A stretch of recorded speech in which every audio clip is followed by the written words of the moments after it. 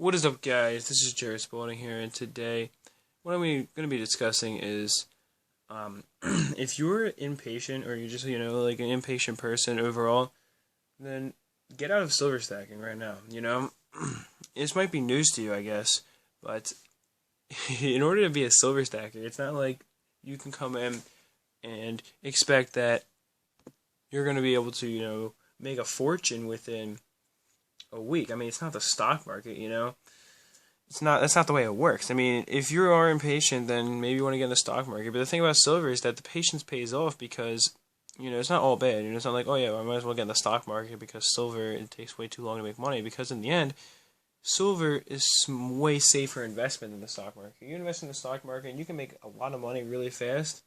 You can double your money in 2 days, or you can lose it all in 2 days. I mean, that's the thing, is that maybe I'm exaggerating a little bit, but companies can grow extremely fast you're investing in, or whatever you're doing on the stock market. You can make a lot of money really fast, depending on what stocks you're investing in. Of course, there are certain stocks that are safer, and slower paced, but at the same time, most people, when they think of the stock market, they think of the really fast paced stocks, very rapid ones where you could either make a fortune or go broke.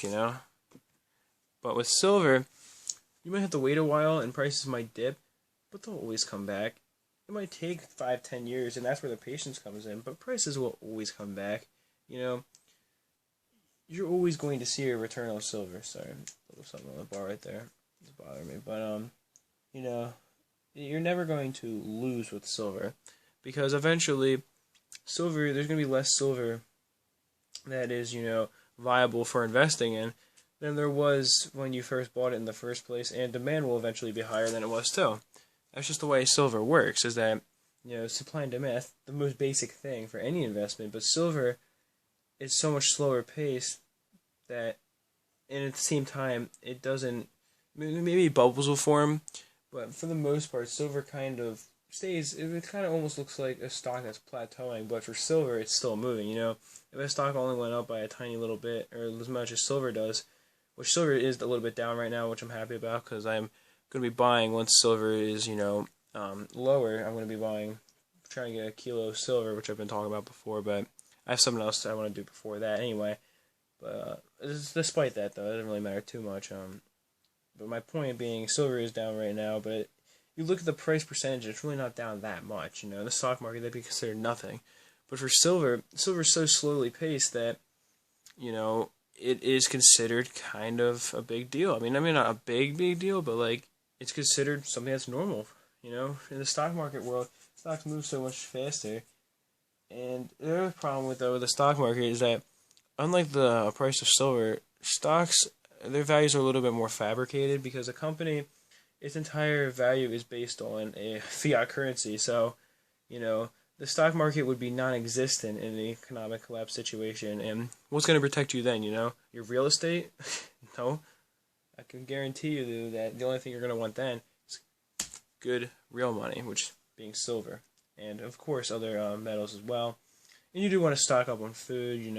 There's many other things you want, but silver is going to be one of the things that would protect you in that situation. And so, really, the stock market, you can make a lot more money in, but at the same time, it's just a much less safe investment. At the stock market, we've seen it crash before. I mean, chances are, if you're someone who's old enough to actually completely grasp the concept of silver stacking, then you were alive and pretty old when the stock market crashed, and so therefore you'll know that was terrible. In 2008 crash, you had billionaires who go into $1 billion in debt like that. A snap of a finger.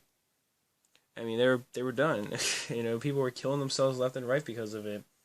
People who were on top of the world, it seemed, before that. So, you never see that happen with silver. Prices will dip, but as long as you're smart and you're not buying to sell in the first place, except for with numismatics, of course, that's a little bit of a different story. But just acquiring mass, you're not buying to sell anyway. That doesn't matter, because numismatics aren't directly tied to the silver price, so those aren't really those, you don't have to really oh my god, if I could speak in English today, you don't have to really worry about those too much in terms of the silver price dropping. But with the bullion you do. But the thing is that you're not going to be acquiring it to sell it most likely, so at least I wouldn't be. But yeah, basically my point is that if you're not a patient person, get out of silver right now. I know it sounds a little blunt, but I have to be blunt with you guys, because if you expect to be making a fortune off of silver in a few days, it's not going to happen. I'm sorry, it's not. The reason you should be investing in silver is to protect your wealth, you know, not to acquire more necessarily. And that should be an afterthought, really, because silver is going to go up in value, sure, especially in a bubble, but your thought should be, you know, I'm tired of inflation robbing me every day. I want to, you know, invest in something that can't be inflated. You know, therefore, I'm investing in silver. Anyway, though, I hope you guys did enjoy the video. I'm sure this one's going to get some dislikes because you guys are going to be upset by it. Honestly, as long as the dislikes don't come from the quality of the video itself, I don't really care too much, honestly. I mean, I care, but, you know, I know in the end that a lot of times people who dislike and don't comment about it are just doing it, you know, just to be, you know, think that they could get one over on me or something. So, if you do have a problem with it, you know, you go ahead and dislike the video, but also let me know why you did. Anyway, though, that is it for this one, truly now. Sorry for the little bit of a rant at the end there. So, peace, love, and much respect.